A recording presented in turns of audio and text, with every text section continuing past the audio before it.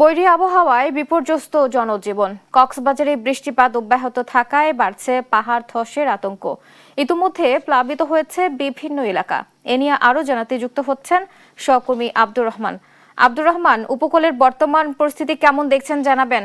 যেমনটি জানাচ্ছিলেন, কক্সবাজারের টানা 7 দিনের বৃষ্টিতে কিন্তু প্রায় 10টি উপজেলায় পানিতে নিমজ্জিত হয়েছে, প্রায় লক্ষাধিক মানুষ পানিবন্দী। এবং বলতে গেলে কক্সবাজারের প্রত্যেকটা উপজেলার কিছু সময় কিছু বাড়ি ঘর কিন্তু ধসে পড়েছে। বিশেষ করে ফসলি জমি এবং মানুষের যেই আবাসস্থল এবং পশু পাখি সবচেয়ে বিপাকে। এবং বিশেষ করে পাহাড়ে বসবাসরত 3.5 লক্ষ মানুষ কিন্তু কক্সবাজারের এখন প্রায় ঝুঁকিতে রয়েছে। এবং কক্সবাজারে 640টি আশ্রয় কেন্দ্র প্রস্তুত রেখেছে জেলা প্রশাসন। কিন্তু জেলা প্রশাসন বারবার মাইকিং এর পরেও কিন্তু মানুষকে তার পাহাড় থেকে নামানো যাচ্ছে না। এবং বিশেষ করে রামো, চকরিয়া, কক্সবাজারের খরুলিয়া, রামো এবং ঈদগাহ, কুতুবদিয়া সহ মানুষ কিন্তু পানিতে বন্দী রয়েছে। বিশেষ করে সেন্ট মার্টিনের অসংখ্য মানুষ কিন্তু আজকে 5-7 দিন ধরে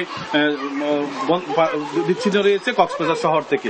এবং আমরা এই মুহূর্তে একজন তরুণ সমাজকর্মীকে পেয়েছি। কক্সবাজারের বর্তমান বন্যা পরিস্থিতি আমরা এখান থেকে জানতে চাইব।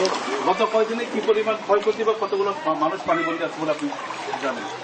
আমার কক্সবাজার সদর উপজেলার আমি গতকালকে থেকে ঘুরে যা দেখলাম, আমাদের পুরুলিয়া 8 নম্বর ওয়ার্ড এবং 6 নম্বর ওয়ার্ড এবং মহুরিপাড়া, চাঁদেরপাড়া সহ আমাদের সদরের জিলঞ্জা ইউনিয়নের 5,000-এরও বেশি মানুষ বন্যার পানিতে মানবতর জীবনযাপন করছেন।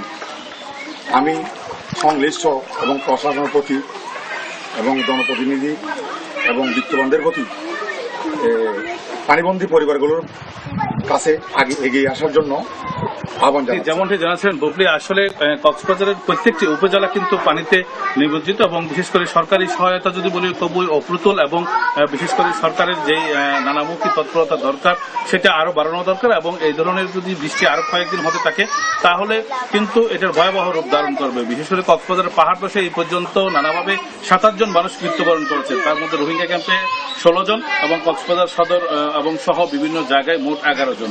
এবং পানিতে ভেসে গেছে গতকালকে চকরিয়ায় 2 জন এবং কক্সবাজারের অর্ধগলিত লাশ পাওয়া গেছে সমুদ্র সৈকতে। এবং সেন্ট মার্টিন দ্বীপের 3 জন লাশ পাওয়া গেছে। এই ধরনের চিত্র কিন্তু কুতুবদিয়া এবং মহেশখালী এবং সোনাদিয়ার দ্বীপেও কিন্তু মানুষের ব্যাপক খাদ্য সংকট রয়েছে বলে জানিয়েছে জেলা প্রশাসন। এবং কোস্টগার্ড সহ জেলা প্রশাসনের পক্ষ থেকে নানামুখী তৎপরতা নেওয়া হচ্ছে। এবং এই ধরনের যদি বৃষ্টি অব্যাহত থাকে এবং পাহাড়ে বসবাসরত মানুষ যদি তার নিরাপদে না আসে তাহলে বৃষ্টি পরবর্তী সময়েও কিন্তু পাহাড় ধস সহ নানা ধরনের বিপর্যয় আসতে পারে।